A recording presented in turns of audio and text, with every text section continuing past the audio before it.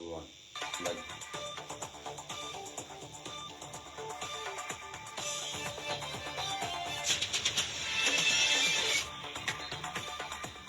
بسم الله الرحمن الرحیم. السلام علیکم. نن جمعې شپه ورځ چې ده او ستمبر کوم چې دی نن 3 تاریخ دی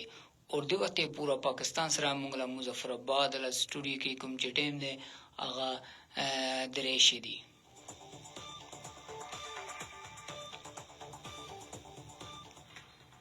تاسو اف ام کشمیر نتورک له مظفرآباد سټوډیو نه پښتو خبرونه سره زیم محمد جاسر خان. ټول نه لیکن نظر وو باندې له خبرونه له خاص سرخی غانه باندې کل جماعت حریت کانفرنس کې لا غیر قانوني طور باندې نظربند چیرمن مسرت عالم بٹ اغه تنازع کشمیر له حواله سره بھارتی ادھیکار ته کوم چې د ناپسند کولو سره آئے متکبر او ولو اور اغه سره دیله شدید مذمت وی وکړو. عدم تشدد نن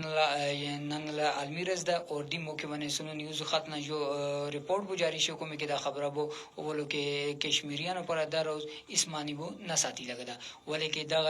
دی روز کوم چې دی هغه بهارت له لاسونه ډیر زیات ظلم او انساني حقوق خلاف ورزیګانو یو ډیر غټ پیمانه باندې شي دي. سیاسی تجزیه‌کار اور سیول سوسائٹی لا ارکان مودی حکومت لا کشمیر مخالف پالیسیګانو لا یو تنقید لا نظر سره بوکترو اور دیتا شدید تنقید لا نشانه بوئی جوړ کړو. اسرائیل خبر کو کہ اسرائیلی فضائی حملوں کے حزب اللہ جو مزاحمتی رہنما حسن نصر اللہ شہادت پاسا ضلع بڈگام قلعہ ماگام کے کمچدے مظاہرے شروع دی. درېرز افریقی لاپتا کو درول یو کشمیری ځوان عادل بشیر هغه لا کوم چې کور له خلکو وی هغه سرینگر لا کله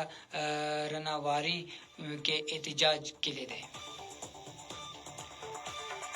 کل جماعت حریت کانفرنس آزاد جموں کشمیر شاخل کنوینز غلام محمد صفا هغه خپل یو بیان کې ولو کې کشمیریانو لکم چې واحد مطالبه ده هغه بهارت لا دی تسلطنا ازادي ده او بهارت را دی کوم ظالمانه رویه ده دینه ازادي واختلو ولا یو جدوجہد ده. دغه ویننه خبرونه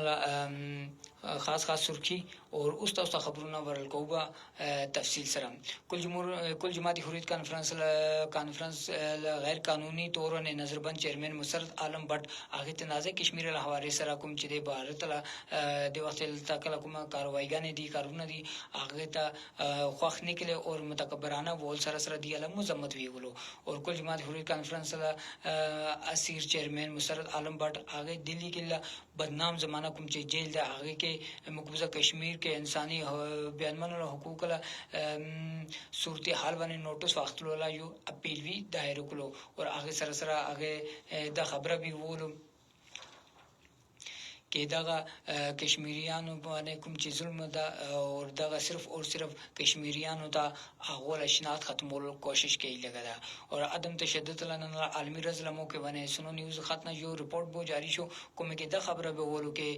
نن له رز کوم چې دی هغه کشمیریانو پر اسماني نساتی ولې کې کشمیریانو بهارت له لاسونه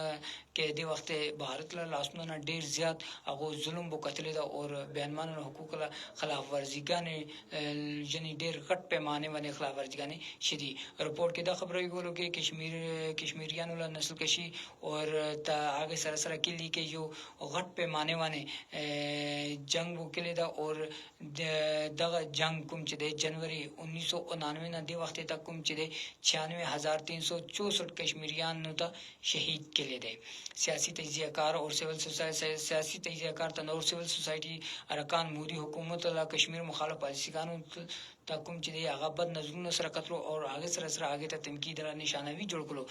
هغه وایي کې دی له مقصد صرف دومره د کشمیریانو ته به اختیار کول او هغه له ثقافتي او سیاسي کوم چې نه هغه ته ختمولو کوشش کوي لګیږي. اسرائیلی فضائل حملونو کې حزب الله مزاحمتي رهنما حسن نصر الله کوم چې دی هغه شهادت پاسه ضلع بډګام لکیلا ماګام کې مظاهره شو او د مظاهره کې مظاهرین کوم چې وي هغه تور رنگ لا کوم چې جنډې بوجي کې اوچت کړي وي او هغه سره سره اسرائیل له خلاف نارابازي وی کول لګوي درې روزه قبل کې لاپته کو درول کشمیری ځوان کوم لنوم عادل شهزاد هغه لا کور لا کوم چې خلک وي هغه سرینګر لکري کې سرینګر لکري رنواری کې یو احتجاج وکړو او هغه کې دا خبره به هغه ورو کې عادل شهزاد کوم چې دی هغه کاروله سلسله کې کوم چې دی کور نه بو وتلوي او کولګام کې تلوي اور آل تک پولیس له خاطر هغه ته گرفتار وکړو او د وخت کوم چې دی پولیس را هغه له حواله سره موږ ته خبره بونه خېلګه دا هغه چیرته ده او تاسنګ ده او کل جماعتي حریت کانفرنس لا آزاد کشمیر شاه خاتنه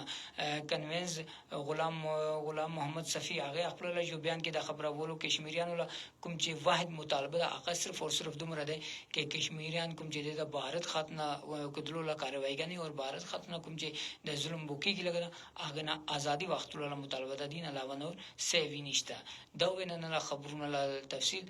دغه سه نوې تازه خبرونه نوې تجزیه او تبصره واردلو لپاره موږ سره جوړه پاتې سونو اف ام کشمیر نتورک پر سره